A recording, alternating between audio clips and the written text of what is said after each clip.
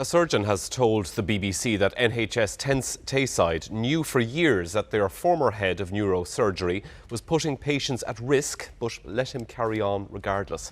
The Health Board has consistently claimed it only knew about concerns about Professor Sam Eljamel from June 2013 onwards. But the whistleblower said the board knew about serious concerns years previously. Well, one of Eljamel's former patients has said her life was destroyed because he was experimenting on her. Our social affairs correspondent Lucy Adams has this exclusive report. Leanne Sutherland was just 21 when she went for surgery with Professor Eljamel to treat her chronic migraines. He told her he'd use a new glue to seal the wound in the back of her skull and she'd be home in a matter of days. Unfortunately, it did not seal properly and it burst. The wound burst open and the brain fluid started to pour out the back of my neck. Leanne spent months in hospital. She contracted meningitis and hydrocephalus. She had 4 lumbar punctures, which her medical notes say she specifically should not have had. Years later, she found out the glue was part of a research trial. I was his guinea pig, you know. He had free rein on my body. He was playing God with my body and the NHS handed him the scalpel. Sam Eljamel, the former head of neurosurgery at NHS Tayside, harmed dozens of patients before he was suspended in December 2013 and was allowed to remove himself from the GMC register. He's now working as a surgeon in Libya. My dream really as well was to be a police officer, and that'll never ever happen. Leanne now lives in constant pain. She needs crutches to walk. Her migraines have not improved, and she has a tube through her body controlling her spinal fluid. You know, not being able to have the career you want, not being able to have the lifestyle you want, not being able to, you know, have children. Both of my surgeons verbally told me, you know, you can't have children. So a lot of things have been taken away. BBC Scotland has spoken to 3 surgeons who worked under Mr Eljamel at Tayside. All 3 say he was a bully who was allowed to get away with harming patients and that the board knew. One of them has agreed to be interviewed but wanted to remain anonymous. He says Mr Eljamel was allowed to behave as if he were a god, partly because of the research funding he brought to the department. I did raise some concerns at the time. I was shut down. The trainees said it to each other. You think you're going to survive if you said anything against Mr Eljamel. The 3 surgeons told us Mr Eljamel discouraged the use of X-rays because he was so arrogant and because it saved him money in his private work. The joke was that he saved £150 that way. A later report found out he operated on the wrong parts of at least 70 patients' backs, leaving many with irreversible damage. The whistleblowers told the BBC Mr Eljamel allowed junior surgeons to operate unsupervised. This surgeon is speaking out now because he fears the Health Board has still not learnt the lessons of the past. They all knew. They were all party to it. It went right up to the Trust Board. The Health Board told the BBC it is working with the Scottish Government to support an independent review of patients' care under Mr Eljamel. A spokeswoman said, NHS Tayside remains committed to do whatever is required to support the independent process, recognising it will be tailored to the circumstances of individual patients. While we cannot comment on individual patients and their treatment, we would invite them to contact NHS Tayside's Patient Liaison Response Team. It was only after seeing the BBC coverage years later, Leanne realised she was not alone. I thought it was just me. I didn't know there was 99 other people.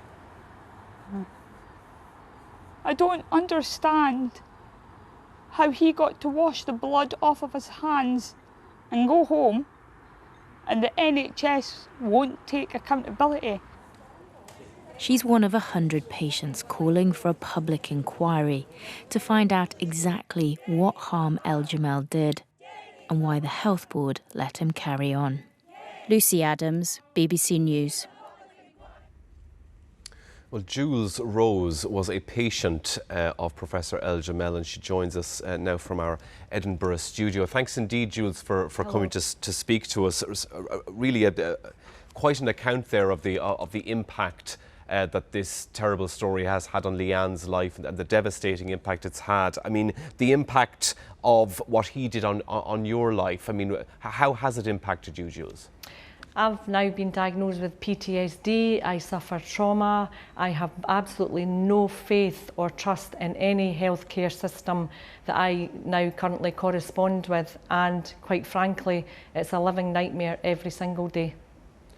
So these new revelations from the whistleblowers that spoke to Lucy Adams, that indeed the health board, they allege, was aware of serious concerns potentially years before they had originally said so. Were you surprised by that? What was your reaction to that? First of all, I'm extremely grateful for the whistleblowers coming forward. I'm not actually surprised with the content, because I actually have that evidenced in my independent review commissioned by the Scottish Government. But what I was disappointed and surprised to hear and read was based on that there was obviously funding for the projects put first before patient safety. So what do you want to happen now, Jules? What is the next step for you, or what would you like that next step to be? The next step is we keep campaigning until we receive our public inquiry, until we have all these medical professionals, past and present, within NHS Tayside, put under oath to give the correct and truth of the answers that we so rightly deserved, to understand why NHS Tayside allowed Professor Eljamel to continue harming patients for 18 years. And Jules, the Scottish Government have said they are considering what the best next steps would be, including a potential independent review to make, and also to meet, we understand the Health Secretary meet recently with campaigners to discuss this further, to make sure that patients' voices are being properly listened to. Currently, do you feel listened to, Jules, by the Scottish Government? No, absolutely not. And I keep reiterating to Mr Matheson, the patients do not want a one-to-one independent review. They know what's happened to them. Mr Matheson seems to think that he's the best person to judge what these patients want. I'm in daily communication with all these patients, 104 now I must add, and they are all saying that they want to have a public inquiry. They know Professor Eljamel did the harm, and they know that NHS Tayside armed them with the tools to do that job. So a one-to-one independent review is not sufficient. I think Mr Matheson is trying to deflect back onto Professor Eljamel, and it's evidently now, thanks to the whistleblowers, that it's just confirmed and solidified exactly what we're campaigning for, that there has been, NHS Tayside have had systematic failures and lack of clinical governance in their healthcare system for over 18 years. And this, I mean, there was an internal review that was carried out, Jules. I mean, for you, the internal review doesn't cut it. What sort of answers do you think you would get from a public inquiry as opposed to the one that's been carried out already? Well, because people will be held to account. My internal review was just based on what happened to me, and yes, it was evident that there was failures, management failures within the system. But you know, it's all come to light now, and again, as I keep saying, it's solidified exactly that NHS Tayside have significantly failed in the management of patient safety. All right, well, we do appreciate you very much coming on to give us that insight. Jules Rose, thanks a lot for joining us on The 7. Thank you.